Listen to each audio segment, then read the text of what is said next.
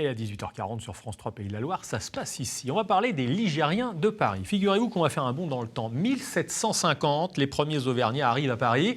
Et puis ensuite, les Aveyronais les ont suivis de près. Puis les Bretons, les Alsaciens, les Lorrains ont à leur tour été attirés par la capitale. Et en fait, ce sont eux, tous ces provinciaux, qui ont construit Paris, fait Paris et contribué à son rayonnement. Et aujourd'hui, leurs descendants entretiennent ce lien Paris-Province par le biais d'associations. Et notre région, figurez-vous, n'échappe pas à la règle. Thierry Chailloux, bonsoir.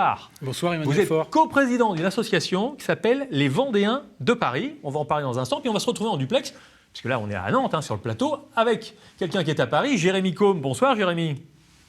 Bonsoir. Vous êtes, alors Bonsoir contrairement au décor qui fait un peu penser à une ferme de campagne éventuellement, vous êtes bien en plein Paris, vous n'êtes pas en Mayenne. Je suis en plein Paris chez moi, exactement. Bon, et vous êtes président du Paris de la Mayenne, association qui fédère donc tous ces Mayennais qui vivent à Paris. On revient vers vous tout de suite, Jérémy. Thierry Chailloux, cette association des Vendéens de Paris, elle existe depuis combien de temps ?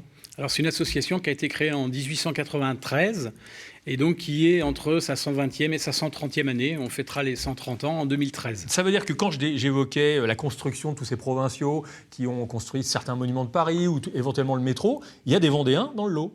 Ah, c'est sûr. Bon. Je n'ai pas eu le loisir de les connaître parce que c'était il y a très longtemps. C'est quoi être un Vendéen à Paris ? Être un Vendéen à Paris, c'est souhaiter se regrouper et pourquoi pas adhérer à notre association, parce qu'en fait, on se rend compte qu'au siècle passé, à la fin du 19e siècle, en fait, le Vendéen qui arrivait à Paris souvent était démuni, il n'y avait pas de logement, il n'y avait pas de travail, et l'association des Vendéens de Paris avait pour but de regrouper, fédérer ces gens-là, de éventuellement leur trouver du travail, leur trouver un logement. C'est une association qui est toujours d'ailleurs... Alors ça, c'était au 19e et 20e siècle, mais aujourd'hui, en 2021 ? Alors aujourd'hui, c'est vrai qu'on a un petit peu évolué, et puis il y a moins besoin, trouver du travail toujours, mais nous, on est plutôt tourné effectivement sur les loisirs pour les jeunes, les moins jeunes. Et, donc c'est un club ? Oui, c'est une association. Voilà, c'est le nom exact, c'est l'Union fraternelle des Vendéens de Paris, voilà, au moment de sa création. Alors il y a combien de membres aujourd'hui ? Alors on est à peu près 400 membres, voilà. Il y en a eu jusqu'à 1000 à une époque. Alors entre les deux guerres, c'est là où il y avait le plus de monde, effectivement. Il y a eu plus de 1000 adhérents, jusqu'à 1200. 1000 adhérents. Plutôt des jeunes ou des moins jeunes ? Alors, il y a toujours entre les deux. C'est vrai qu'entre les deux guerres, il y avait des familles avec des enfants plus jeunes. Aujourd'hui, on a effectivement des seniors et aussi des jeunes qui viennent travailler. Là, on vient de vous reconnaître reconnaître, pas sur cette photo, sur la photo d'avant. Oui. Ça, c'est vos soirées, ça ? Alors ça, c'est le 85e arrondissement de Paris, c'est celui de la Vendée. 85e arrondissement de Paris. On va aller dans le 53e arrondissement de Paris. Jérémy Combe, on vous retrouve. Vous êtes directeur de communication pour une société, donc c'est pour le travail que vous êtes à Paris. Et en 2017, vous avez créé le Paris de la Mayenne. Pour quelle raison ? Pour la simple et bonne raison que le vendredi soir dans le train, à la voiture bar, je me suis aperçu que je connectais les uns et les autres qui étaient présents en me disant, mais je pensais qu'ils se connaissaient. Donc, plutôt que de le faire dans le train, je me suis dit ce serait plus sympa de le faire dans des conditions plus agréables. Et lors d'un dîner avec deux autres camarades, on s'est lancé, on a créé le Paris de la Mayenne. Ça a commencé à l'Assemblée nationale, c'est ça ? Alors effectivement, on a sollicité les membres et on se fait, entre guillemets, pas inviter, mais on invite les personnes qui font partie de l'association à découvrir des lieux, des endroits, ça peut être des showrooms, le Sénat, des entreprises où il y a toujours des Mayennais. Et on a commencé par l'Assemblée nationale, puis le Sénat, et après on est allé dans des gros groupes. Et il y a toujours une vocation de se réunir pour le plaisir, ça je suis très insistant sur cette notion, mais aussi on découvre une institution, comme je vous le disais, ou une entreprise menée par un Mayennais, et il y a toujours aussi un invité ou une invitée qui ont des changements de vie. Par exemple, des Mayennais qui étaient consultants et qui se sont lancés dans des bijoux, d'autres qui ont lancé des rillettes apéritives et qui viennent exposer leur nouveau concept de vie. Et pendant que vous parlez, pour vous faire plaisir, on a mis les images de la Mayenne, évidemment, le sud Mayenne et puis aussi Laval. Thierry Chailloux, pour la Vendée, il y a aussi des rencontres comme ça où on essaie de se découvrir les uns les autres, ce que font les uns les autres. Alors nous, nos membres, on leur propose des activités, c'est surtout des visites culturelles.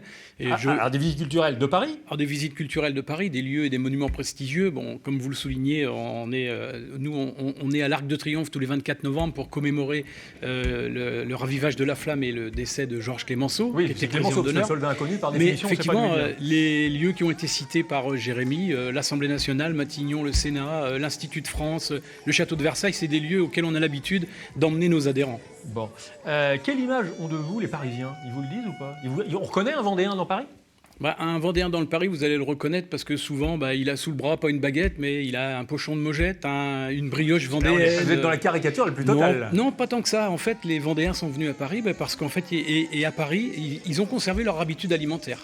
Voilà. Jérémy, comment on reconnaît un Mayennais à Paris? Parce qu'il est accueillant, joyeux, festif, attaché à ses racines. Et nous, on n'a pas de baguette ni de camembert sous le bras.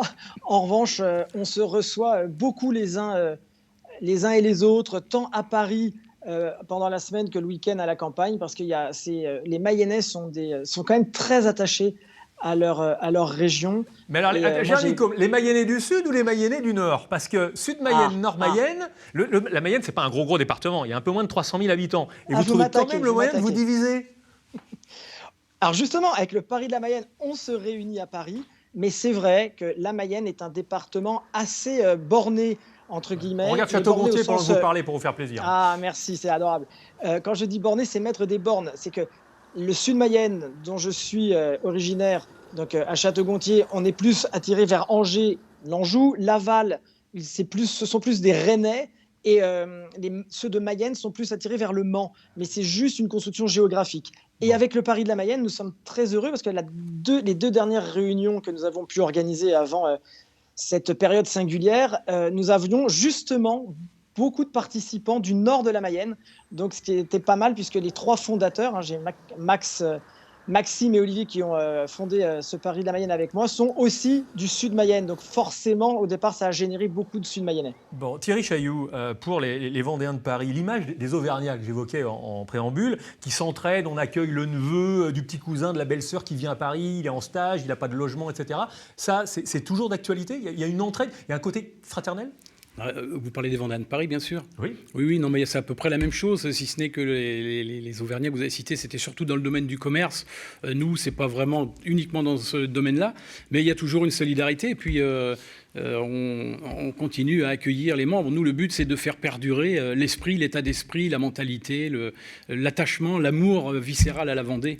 Voilà ce qui permet de regrouper les Vendéens à Paris. Voilà. Et ça veut dire que tous les Vendéens de votre club, ils ont envie, de votre association, au bout d'un moment, de retourner en Vendée définitivement? Mais alors, pas forcément, parce que là non plus, tous les Vendéens qui sont à Paris ne tournent pas systématiquement en Vendée. Cela étant, c'est vrai qu'on organise l'été pendant les moments de villégiature, où les Vendéens qui sont à Paris reviennent la plupart du temps en vacances. On organise une sortie d'été.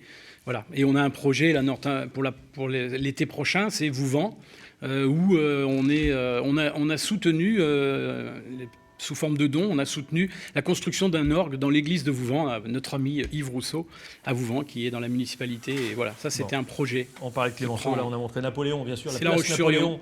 Hein, et puis les animaux de la compagnie des machines à La Roche-sur-Yon. Jérémy Côme, les Mayennais, comment ça fonctionne? Il y a une adhésion, voilà, un prix d'adhésion, un tarif pour adhérer à l'association? Comment ça fonctionne? Non, il n'y a vraiment pas de prix d'adhésion. Au départ, c'est nous 3 qui avons fondé, on a établi une liste, on a invité 200 personnes. On a eu une première réunion, on était nombreux. Maintenant, on est entre 40 et 80 selon les propositions que l'on fait et le calendrier de chacun.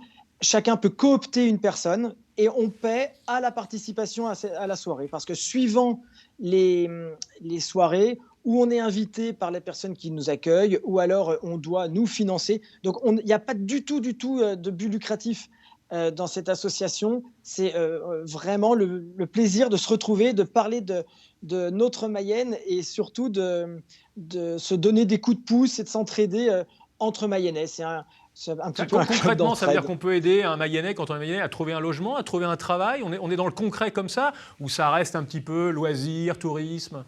Non, c'est vraiment, ça peut l'être si jamais vous arrivez à Paris de la Mayenne sans logement, on se dépanne. Enfin, vous voyez, c'est vraiment, il y a vraiment une notion, nous, plus de club d'amis qui se retrouvent et qui ont très envie d'aller découvrir parfois l'univers professionnel de l'un d'entre nous, ou alors, parce que à l'inverse de mon ami vendéen, on ne va pas, nous, dans les lieux où il n'y a pas de Mayennais.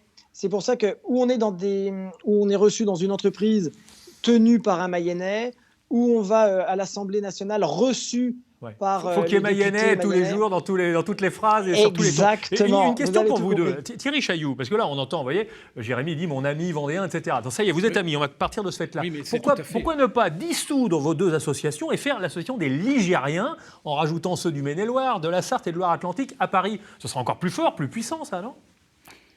Bah voilà, voyez la ça vous laisse bouche bée, tous les deux. Non, pas du tout, mais la moue dubitative de Jérémy me va tout à fait. C'est-à-dire que les Mayennais à Paris et l'association des Vendéens de Paris ne sont que deux sous-ensembles d'éventuellement une association ligérienne à Paris. Mais vous savez que par le passé, les Vendéens ont été accueillis à la Maison des Pays de la Loire qui a existé il y a une vingtaine d'années. Bon. Voilà. Jérémy, il faut que ça reste vraiment départemental.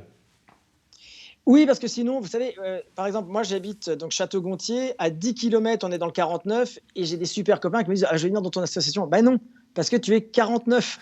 Donc si jamais on commence à. C'est vachement sectaire, hein. Non, c'est pas sectaire. C'est comme ça permet aussi de se. Parce que sinon, c'est le 72 qui habite aussi à 20 km va me dire je viens au marché de Château-Gontier. Ouais. Ce que je suggère à Jérémy, c'est d'ajouter dans les statuts de son association sympathisants de la Mayenne. Et du coup, les amis du 49 peuvent adhérer. Nous, c'est ce qu'on a. On n'a pas que des Vendéens de pure souche. D'ailleurs, la Vendée, c'est pas une histoire de naissance. Ça se porte là, c'est le cœur. D'ailleurs, j'ai la boutonnière, le cœur vendéen. Le cœur vendéen. Voilà, c'est une histoire de. Voilà, c'est les tripes, c'est le cœur, c'est l'identité. Et il y a bien évidemment des Vendéens qui sont nés à Paris. Voilà, faut savoir. Et des Mayennais également. Mais nous, attendez. Oui, très rapide, c'est qu'il faut avoir un lien avec la Mayenne. C'est-à-dire que quelqu'un qui serait né à Paris mais qui aurait épousé une personne de la Mayenne peut faire partie du club. Ah, quand même. Mais il faut quand même avoir. Bon. L'honneur est sauf, c'est bon. On est rassuré. Merci beaucoup, Jérémy Combe, le Mayennais depuis Paris. Merci Thierry Chailloux, le Vendéen parisien également. On a bien compris, chacun chez soi, mais on s'aime bien quand même. Tout de suite, la météo.